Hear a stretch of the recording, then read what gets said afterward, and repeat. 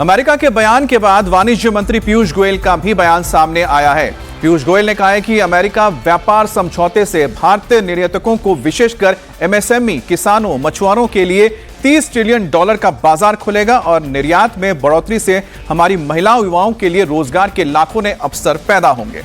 पीयूष गोयल ने यह भी कहा कि इस ढांचे के हिस्से के रूप में अमेरिका भारतीय वस्तुओं पर रेसिप्रोकल शुल्क को 18% तक कम कर देगा और दुनिया की सबसे बड़ी अर्थव्यवस्था में भारतीय उत्पादों को एक बड़ा बाजार मिलेगा। $30 ट्रिलियन की जो अर्थव्यवस्था अमेरिका की है, अब चूंकि ये सौदा दोनों देशों के बीच हो गया है, तो एमएसएमई सेक्टर, इसके अलावा जो फिशरीज सेक्टर है, उन्हें एक बड़ा बाजार मिलेगा अपने सामान के लिए, किसानों को एक बड़ा बाजार मिलेगा। साथ ही साथ निर्यात में बढ़ोतरी से जो भारतीय महिलाएं हैं और भारत के जो युवा हैं, उनके लिए भी रोजगार के लाखों अवसर पैदा होंगे।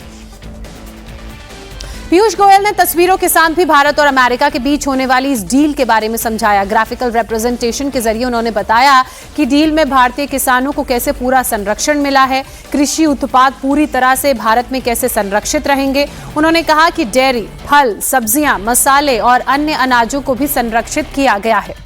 तो ये वो तस्वीरें जारी की गई हैं पीयूष गोयल की तरफ से। इंडिया यूएस ट्रेड डील में अगर एग्रीकल्चर सेक्टर की बात की जाए, जिसमें फ्रूट्स में बनानाज, मैंगोज की कैटेगरी को आपने देखा है, फ्रेश बनानाज, अदर बनाना प्रोडक्ट्स जो भारत के हैं वो संरक्षित रहेंगे, उस कैप से बाहर हैं। इसके अलावा अगर आप व्यापार समझौते के लिहाज से दूसरी चीजों को देखें तो मसालों को भी पूरा संरक्षण मिलेगा और उस कैटेगरी में कौन कौन से मसाले आते हैं उसकी पूरी डिटेल पीयूष गोयल ने इस ग्राफिकल रिप्रेजेंटेशन के जरिए दिए। काली मिर्च, लौंग, वो जो तमाम मसाले हैं। इसके अलावा और सब्जियों में बात की जाए तो ड्राइड वेजिटेबल, बीन पल्सेस यानी कि दाल, और जो रूट्स और ट्यूबर्स हैं यानी कि जमीन के अंदर उगने वाली जो सब्जियां हैं, उनको भी इस कैटेगरी में डाला गया है। उनके लिए भी एक शील्ड बनाई गई है, इनको संरक्षण मिलेगा। इसके अलावा दुग्ध उत्पादों की बात की जाए तो दूध, क्रीम, योगर्ट, बटर मिल्क, मक्खन, घी, इनका उत्पादन भारत में बहुत ज्यादा होता है।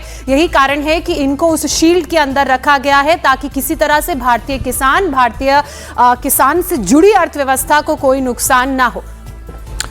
तो जैसा कि हम आपको लगातार बता रहे हैं, इसमें सबसे पहले हम बात कर लेते हैं काली मिर्च, लौंग, सूखी हरी मिर्च, दालचीनी, धनिया, जीरा, हींग, अदरक, हल्दी, अजवाइन, मेथी, चकमर्द, केसरिया, सरसों, राई, भूसी और अन्य पाउडर जो मसाले हैं, इसके ऊपर संरक्षण मिलने जा रहा है। अब देखिए यहाँ पर भिंडी, कद्दू, लहसुन, खीरा, इसके अलावा शिमला मिर्च, काबुली चना और साथ ही साथ शकरकंद, ये तमाम वो सब्जियां हैं भारत उत्पादित जिसको संरक्षित किया गया। यानी कि जो भारतीय किसान हैं उन्हें इन उत्पादों के ऊपर कोई चिंता करने की जरूरत नहीं है, उनके ऊपर कोई असर नहीं आएगा। यानी कि भारत अगर मार्केट खोलता भी है तो उसको बहुत ध्यान से खोला जाएगा। अब जरा आप किसानों की बात कर लेते हैं, अब अनाज की बात कर लेते हैं। आप देखिए गेहूं, उसके अलावा कोपड़ा, इसके अलावा श्यामक, कोदो, बाजरा, कांगनी, ओट्स, मैदा, इसके अलावा आटा, गेहूं, तमाम जो चावल और बाजरे की हम बात करते हैं उस पर भी भारत को संरक्षित मिला गया है। यानी कि किसानों को इसमें संरक्षण दिया गया है। ये जो छिलका रहित अनाज है, इसका उत्पादन भारत में बहुत ज्यादा होता है और इसको भी उस संरक्षित कैटेगरी में डाला गया है।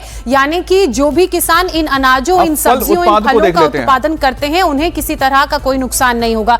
फलों की बात की जाए, केला, आम, स्ट्रॉबेरी, इसके अलावा संरक्षित चेरी, सूखा आलू बुखारा, सूखा सेब, इमली, सिंघाड़ी, गिरी, इसके अलावा जो अन्य सूखे फल हैं, अब संतरा, इसके अलावा मैंड्रीन, सिट्रस फ्रूट, चकोतरा, अन्य जो सिट्रस फ्रूट है यानी कि जिसपे हम कहते हैं खट्टा, नींबू और अंगूर, ये तमाम वो फल है जिन्हें संरक्षण मिलने जा रहा है।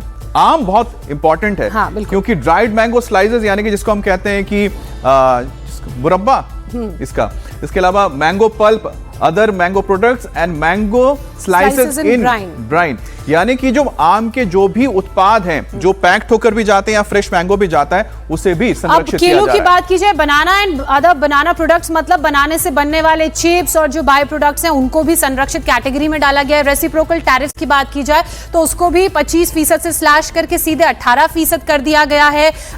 इंडियन एक्सपोर्टर्स की अगर बात करें तो जो टेक्सटाइल अपैरल्स हैं, ऑर्गेनिक केमिकल्स है, होम डेकोर है, इसके अलावा लेदर का जो भी सामान है, फुटवेयर है, प्लास्टिक, रबर और आर्टिसनल जो प्रोडक्ट्स हैं और जो कुछ सर्टेन मशीनरीज हैं उसमें कुछ कैटेगराइज किया हुआ है। इन सबको भी इनके टैक्सेस को स्लैश कर दिया गया है। हैंडी प्रोडक्ट की बात कर लेते हैं, क्योंकि जो आर्टिसनल प्रोडक्ट्स है जिसको हम हैंडीक्राफ्ट्स कहते हैं, होम डेकोर में भी इसमें काफी कुछ आता है, ऑर्गेनिक केमिकल से।